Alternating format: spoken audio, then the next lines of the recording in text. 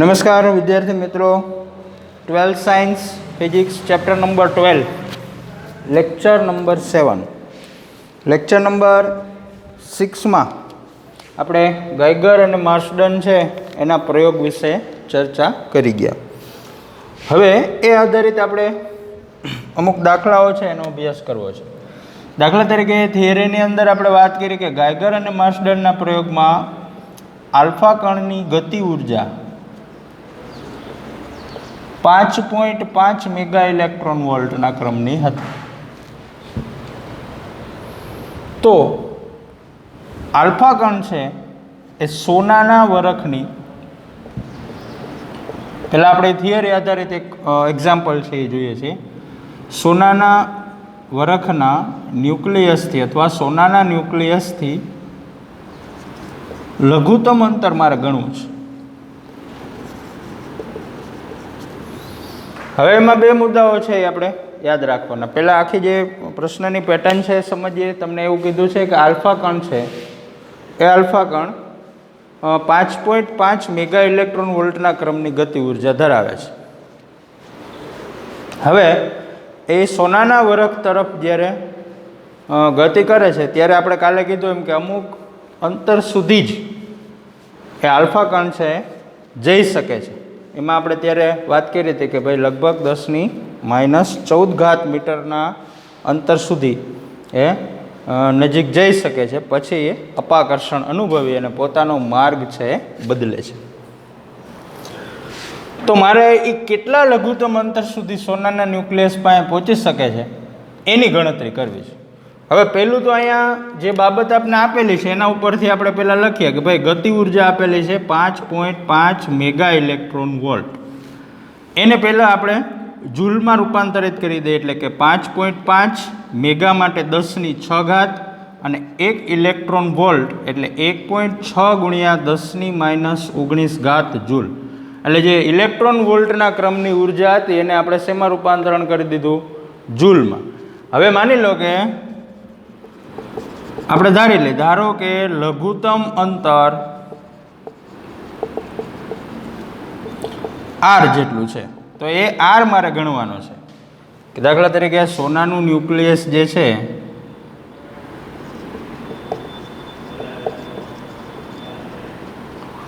ઈ અને આલ્ફા કણ છે એના વચ્ચેનું લઘુત્તમ અંતર આર મેં દોર્યું છે, બહુ મોટું દોરવું જોઈએ ખરેખર ન્યુક્લિયસ જેટલું, લઘુત્તમ અંતર મેં આર ધારેલું છે। હવે મારે શું કરવાનું છે તો કે પહેલાં બે વસ્તુ તમે વિચારો। દાખલા તરીકે કોઈ પણ પદાર્થની કુલ ઉર્જા આપણે આ રીતે ગણી ગયા। હમણાં અહીંયા આ પાઠમાં આપણે ઇલેક્ટ્રોનની વાત કરી કે એનમી કક્ષામાં પરિભ્રમણ કરતા ઇલેક્ટ્રોનની કુલ ઉર્જા, તો એને ગતિ ઉર્જા અને સ્થિતિ ઉર્જાના સરવાળા સ્વરૂપે આપણે ગણતરી કરી ગયા। હવે માની લો કે કોઈ પણ પદાર્થ સ્થિર છે, ગતિમાં નથી, સ્થિર છે, ત્યારે ગતિ ઉર્જા કેવી હોય? 0, અને સ્થિતિ ઉર્જાનું મૂલ્ય એ જ મૂલ્ય કુલ ઉર્જાનું બન્યું। હવે જોજો, માની લો કે આ જગ્યા ઉપર ગતિ ઉર્જા અને સ્થિતિ ઉર્જા સરખી છે। શું કામે? તો કે k બરાબર 0 છે, એટલે આ સૂત્ર પ્રમાણે। હવે જેમ જેમ પદાર્થ ગતિમાં આવતો જશે એમ ગતિ ઉર્જામાં વધારો થતો જશે। જેટલી ગતિ ઉર્જા વધશે એટલી સ્થિતિ ઉર્જા ઘટશે। સમજો, કારણ કે ટોટલ તો અચળ રહેવો જોઈએ। ઉર્જા સંરક્ષણના નિયમ પ્રમાણે એક ઉર્જાનું બીજી ઉર્જામાં રૂપાંતરણ થાય છે। અહીં માની લો કે કુલ 10 જૂલ જેટલી ઉર્જા છે ટોટલ ઉર્જા, તો અત્યારે 10 જૂલ ઉર્જા કયા સ્વરૂપમાં છે? સ્થિતિ ઉર્જાના સ્વરૂપમાં।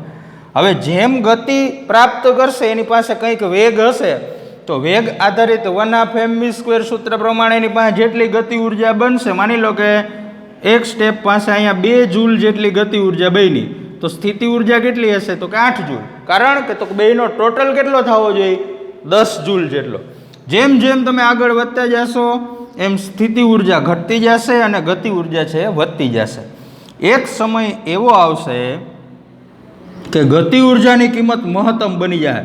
ધારો કે આ બિંદુ પાસે u બરાબર k, તો સ્થિતિ ઉર્જાનું મૂલ્ય 0 બનશે. એટલે બે વસ્તુ આપણે યાદ રાખવાની છે કે જેમ દાખલા તરીકે અહીંથી મારે આ બિંદુ સુધીનો અભ્યાસ કરવો હોય તો દૂરના અંતરે, ખૂબ દૂરના અંતરે, એટલે અહીંથી ખૂબ દૂરના અંતરે પહોંચી ગયું ત્યારે ગતિ ઉર્જા મહત્તમ, સ્થિતિ ઉર્જા 0, મતલબ નહિવત. હવે જેમ જેમ એ નજીક આવતું જશે એમ સ્થિતિ ઉર્જા વધતી જશે, ગતિ ઉર્જા ઘટતી જશે અને એન્ડ પોઈન્ટ સુધી આપણે પહોંચશું, સૌથી નજીક પહોંચી જશું ત્યારે સ્થિતિ ઉર્જા છે એ મહત્તમ હશે, ગતિ ઉર્જા ન્યૂનતમ હશે. એટલે હું એવું કહી શકું કે દૂરના અંતરે ગતિ ઉર્જા એટલી જ નજીકના અંતરે સ્થિતિ ઉર્જા. એટલે પહેલી શરૂઆત છે એ મારી અહીંથી થાય કે ભાઈ દૂરના અંતરે ગતિ ઉર્જા બરાબર નજીકના અંતરે સ્થિતિ ઉર્જા. આવું શા માટે થયું તો એ મેં અહીંયા તમને સમજાવ્યું, બરાબર, કે ઉર્જા છે સ્થિતિ ઉર્જાનું જ ગતિ ઉર્જાના સ્વરૂપમાં રૂપાંતરણ થતું જશે, અથવા દૂરથી જેમ ન્યુક્લિયસની નજીક આવતા જશે મપાકર્ષણના કારણે એની ગતિ ઉર્જા ઘટતી જશે અને સ્થિતિ ઉર્જામાં વધારો થતો જશે. તો ગતિ ઉર્જા એટલે કે, સ્થિતિ ઉર્જા એટલે યુ. કેની કિંમત સીધી આપણી પાસે છે એટલે કેની કિંમતમાં આપણે એનું સૂત્ર સ્વરૂપ ફેરવતા નથી. સ્થિતિ ઉર્જાનું સૂત્ર આપણે લખી ગયા 1/4πε0 Q1 Q2/R. વાત કોની છે તો કે ગાયગર માર્શલેન્ડના પ્રયોગની, આલ્ફા કણ અને સોનાના વરખ વચ્ચેની વાત છે. તો સોનાના પરમાણુ ક્રમાંક સોના માટે 79 આપણે કહી ગયા છીએ, એટલે એની પાસે વિદ્યુત ભાર છે +79 E જેટલો. આલ્ફા કણ માટે 2 એટલે એની પાસે +2 E જેટલો વિદ્યુત ભાર, અને બે વચ્ચેનું અંતર લીધું છે આપણે R. એટલે K બરાબર 1/4πε0. પહેલા તરીકે આપણે કેન્દ્ર છે સોનાનું એનો વિદ્યુત ભાર લખીએ તો +79 E, અને બીજા તરીકે આલ્ફા કણનો વિદ્યુત ભાર લખીએ તો +2E/R. કિંમત મારે ગણવાની છે આરની, એટલે આરને હું પહેલાં સૂત્રનું કરતા બનાવી દઉં. 1/4πε0 અહીંયા આપણે પહેલાં આ બંનેનો ગુણાકાર કરી દઈએ. 79 ગુણ્યા 2 158 E ગુણ્યા E સ્ક્વેર અપોન આ કે છે અહીંયા છેદમાં લખી દો. હવે આપણી પાસે બધી કિંમતો છે, જોજો. R બરાબર 1/4π ની કિંમત 3.14, 158 E સ્ક્વેર એટલે 1.6 ગુણ્યા 10⁻19 એનો વર્ગ, કે એટલે ગતિ ઉર્જા અહીંયા આપણે લખી છે 5.5 10⁶ 1.6 10⁻19. કેલ્ક્યુલેટરની મદદથી તમારે સાદુરૂપ આપી અંતિમ જવાબ સુધી પહોંચવાનું છે, બરાબર. જે કિંમતો છે કેલ્ક્યુલેટરની અંદર કિંમત મૂકી તમારે એના અંતિમ જવાબ સુધી પહોંચવાનું છે. ફરીથી તમને ખાલી યાદ કરાવું રૂપરેખા. ગાયગર માર્શલેન્ડના પ્રયોગની અંદર આપણે એક વાક્ય એવું બોલેલા કે આલ્ફા કણ છે એની ગતિ ઉર્જા 5.5 મેગા ઇલેક્ટ્રોન વોલ્ટ જેટલી છે. જ્યારે સ્ત્રોતમાંથી બહાર આવે છે, એટલે કે બિસ્મથ છે એનો આપણે સ્ત્રોત તરીકે ઉપયોગ કરતા હતા, એ સ્ત્રોતમાંથી જ્યારે આલ્ફા કણ છે એ બહાર આવે છે ત્યારે એની ગતિ ઉર્જા 5.5 મેગા ઇલેક્ટ્રોન વોલ્ટના ક્રમની છે. તો સોનાના ન્યુક્લિયસથી નજીકમાં નજીક કેટલું જઈ શકશે અથવા નિકટતમ અંતર કેટલું હશે એ મારે ગણવું છે. તો એ ગણવા માટે મેં અહીંયા એક સંદર્ભનો ઉપયોગ કર્યો છે કે તમે કુલ ઉર્જા ગણવા માટે ગતિ ઉર્જા અને સ્થિતિ ઉર્જાનો સરવાળો કરો છો. જો કોઈ એક સમયે કુલ ઉર્જા છે એ કોઈ એક પ્રકારની ઉર્જા જેટલી હોય, કોઈ એક જ પ્રકારની ઉર્જા જેટલી હોય, તો જેમ જેમ તમે ગતિ આગળ વધારતા જશો તેમ તેમ એ ઉર્જાનું પ્રમાણ ઘટતું જશે અને એની સાથે જોડાયેલી જે અન્ય ઉર્જા છે એનું પ્રમાણ વધતું જશે.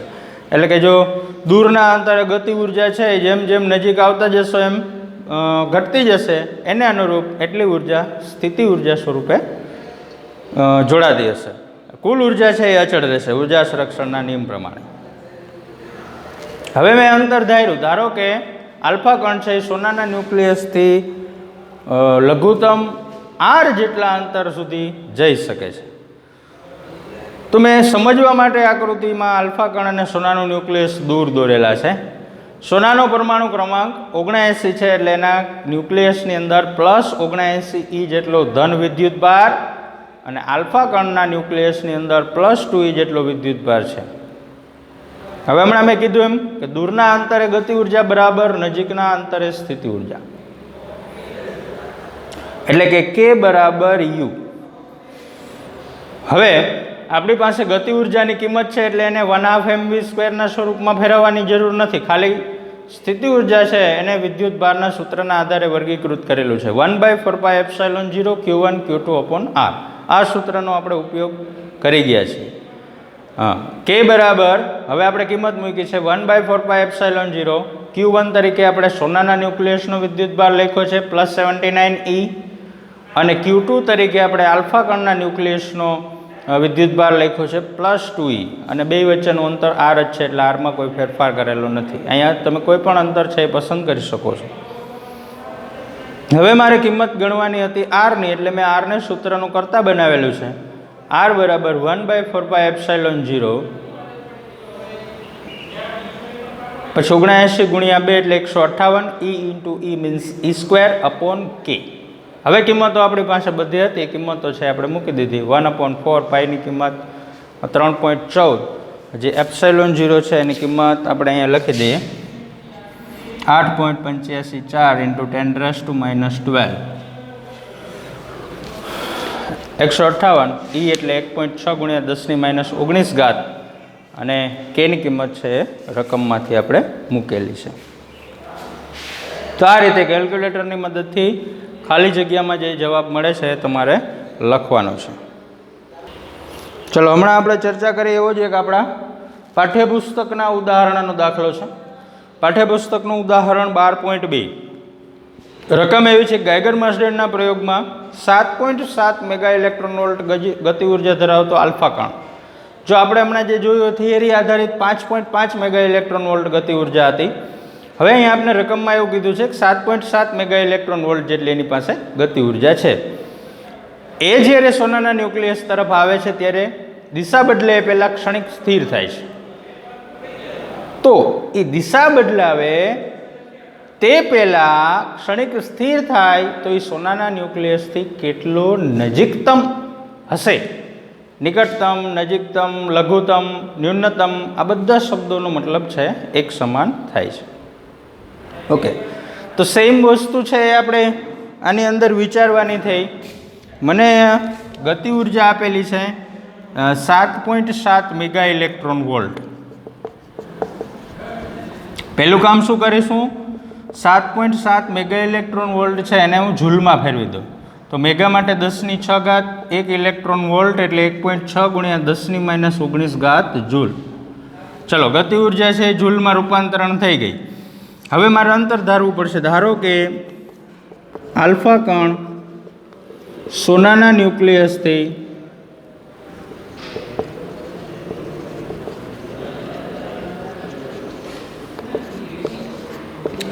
નજીકતમ r જેટલા અંતર સુધી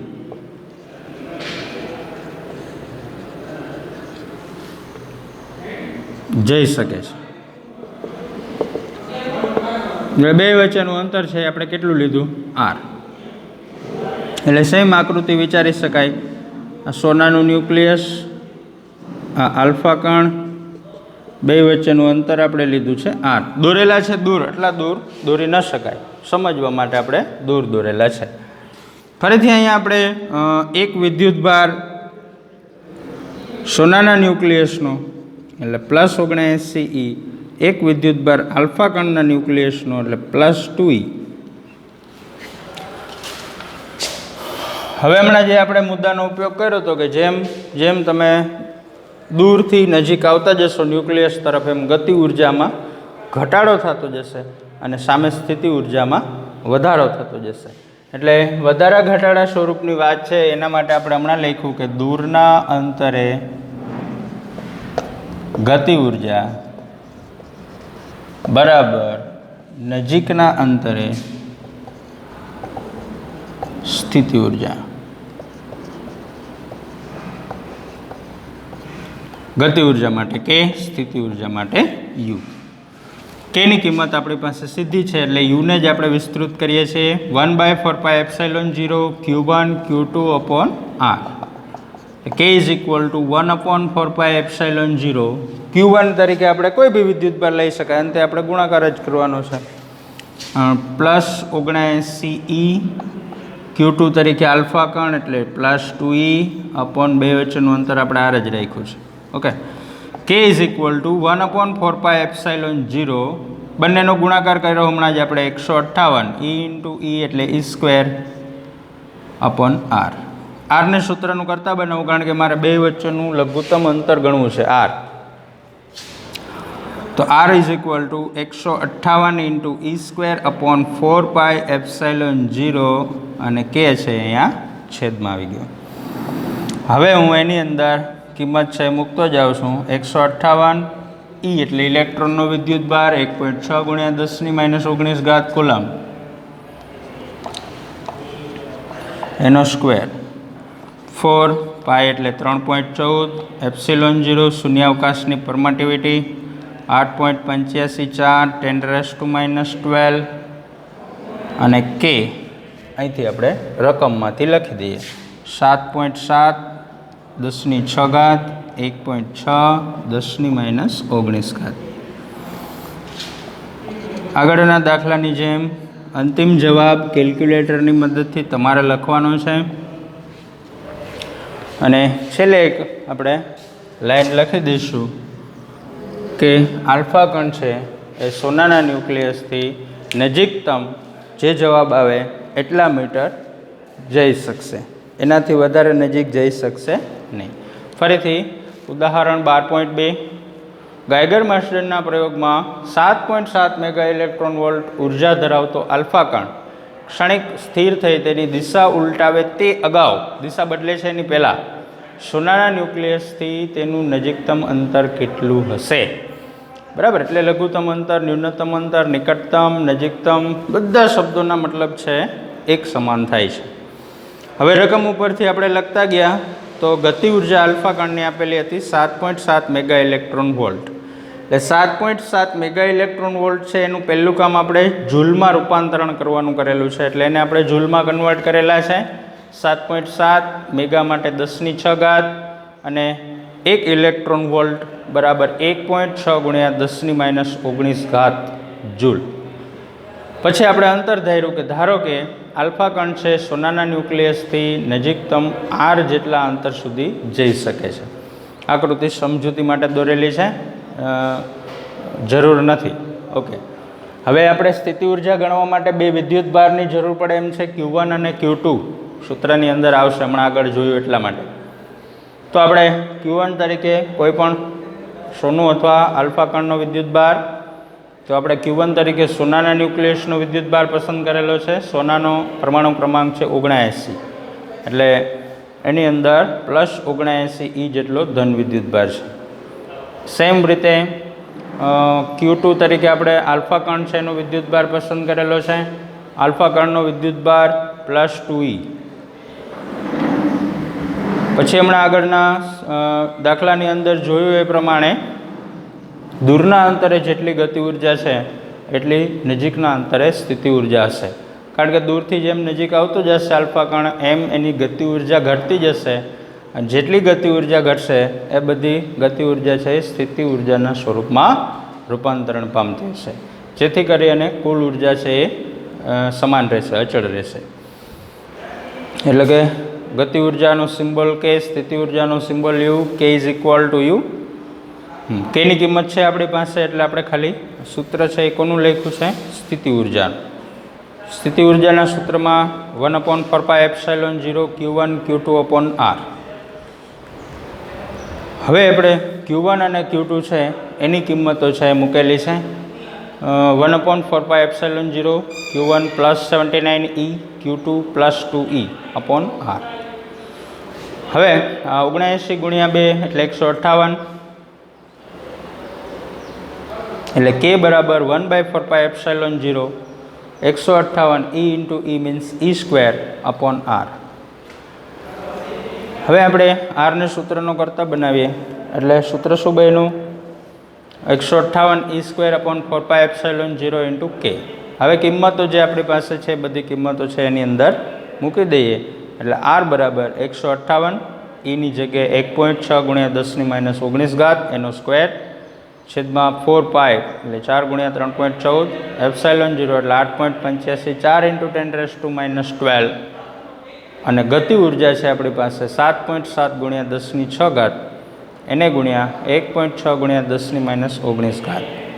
કેલ્ક્યુલેટરની મદદથી સંપૂર્ણ કેલ્ક્યુલેશન કરી અને અંતિમ જવાબ છે તમારે લખવાનો છે. અને છેલ્લે એક લાઈન લખી દઈશું કે આમ આલ્ફા કણ છે સોનાના ન્યુક્લિયસથી નજીકતમ આટલા મીટર અંતર સુધી જઈ શકશે. જે આપણો જવાબ આવશે એ જવાબ છે એ ત્યાં લખવાનો થશે.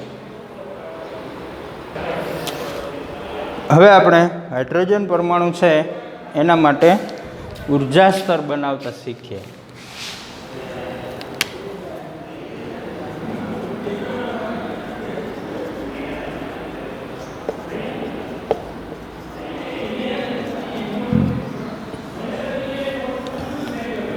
હાઇડ્રોજન પરમાણુ માટે ઉર્જા સ્તર એટલે આપણી પાસે એની એક વસ્તુ છે હાઇડ્રોજન પરમાણુની ઇલેક્ટ્રોનની કુલ ઉર્જા. સૂત્ર આપણે તારવી ગયા હતા આનું n = -13.6/n² electron volt. Okay, આ સૂત્ર આધારિત ત્યારે મેં તમને સમજૂતી આપી હતી કે આ સૂત્ર આધારિત કઈ રીતના એનું ઉર્જા સ્તર છે તૈયાર થાય છે. n બરાબર 1 મૂકશો એટલે પ્રથમ ઉર્જા સ્તરમાં એની તમને ઉર્જા મળશે. એને આપણે E1 કહીએ. -13.6/1² એ જ રીતના n = 2 મૂકશો એટલે બીજા ઉર્જા સ્તરમાં એની ઉર્જા મળશે. એ જ રીતે n = 3 મૂકશો એટલે ત્રીજા ઉર્જા સ્તરમાં એની તમને ઉર્જા મળશે.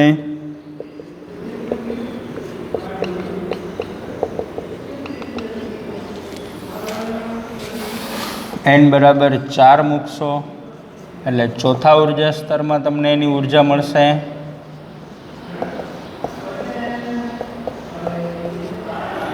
એ જ રીતના 5 માટે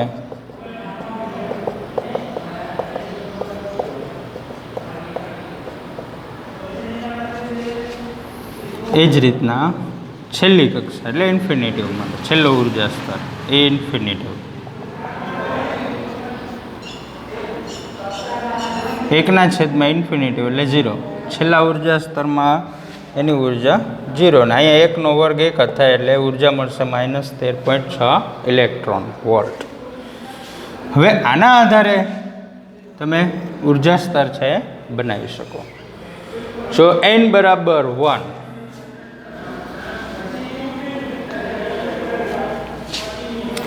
એની જે ઉર્જા મળે એ તમારે અહીંયા મળેલી છે એટલે હું લખી દઉં છું. આ પહેલા ઉર્જા સ્તરની ઉર્જા. પછી n બરાબર 2 માટે જે ઉર્જા મળે એ તમારે અહીંયા લખવાની છે. એ જ રીતના n બરાબર 3 માટે, n બરાબર 4 માટે, n બરાબર 5 માટે, એ જ રીતના n બરાબર ઇન્ફિનિટિવ માટે એ ઇન્ફિનિટિવ = 0 ઇલેક્ટ્રોન વોલ્ટ એ આપણે ગણી દીધું છે. હવે એક તમે નોંધ કરજો, n બરાબર 1. હવે જુઓ તમે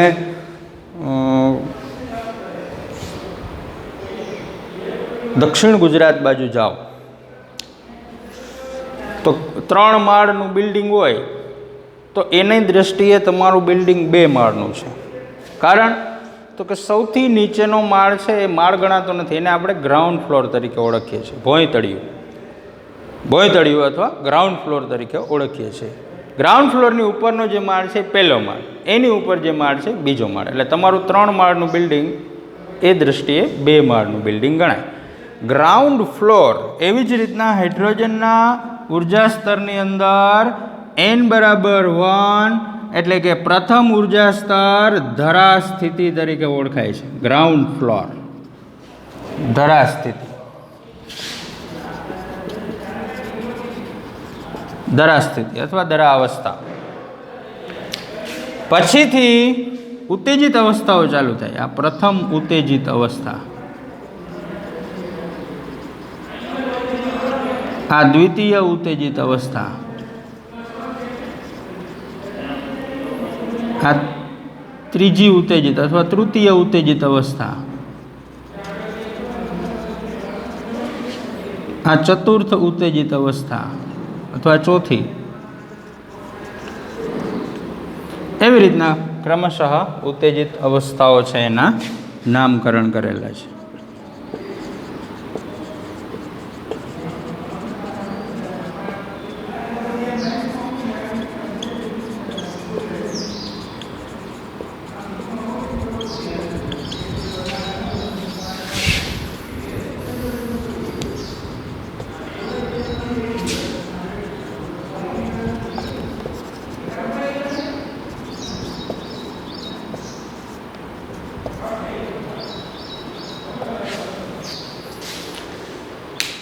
તો તમને એમ કે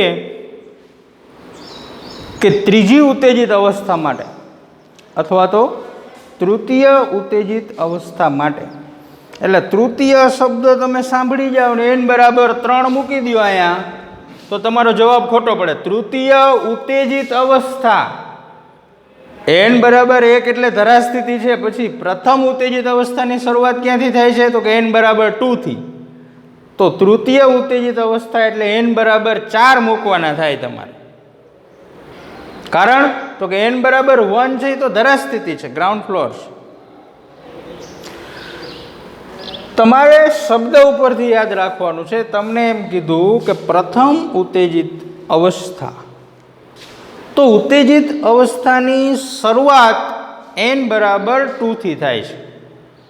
માની લ્યો કે મારે 10મી ઉત્તેજિત અવસ્થાની ઉર્જા ગણવી હોય તો n બરાબર કેટલા લખવા પડે? તો કે n બરાબર 10 નહીં. શું કામે? તો કે n બરાબર 1 એટલે તો ધરા સ્થિતિ છે. ઉત્તેજિત અવસ્થાની શરૂઆત થાય છે n બરાબર 2 થી. n બરાબર 2 એટલે પ્રથમ ઉત્તેજિત અવસ્થા, 3 એટલે બીજી, 4 એટલે ત્રીજી, 5 એટલે ચોથી, મતલબ એક ઓછો નંબર છે.